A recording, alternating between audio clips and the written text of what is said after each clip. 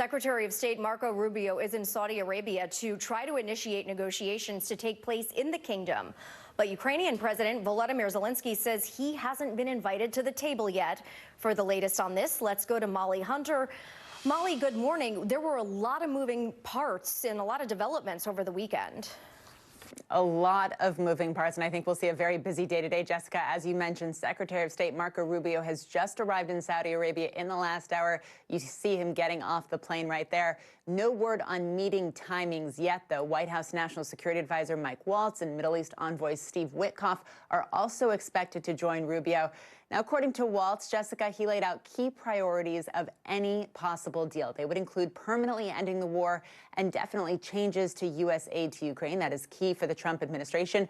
But Ukraine says, as you mentioned, Jessica, they have not been invited to these discussions. Our Kristen Welker asked Ukrainian President Volodymyr Zelensky over the weekend. Take a listen. Can you accept any peace deal that is cut without Ukraine? No. And do you feel like you have a seat at the table right now? I not only count on it, I'm sure that we have to be there.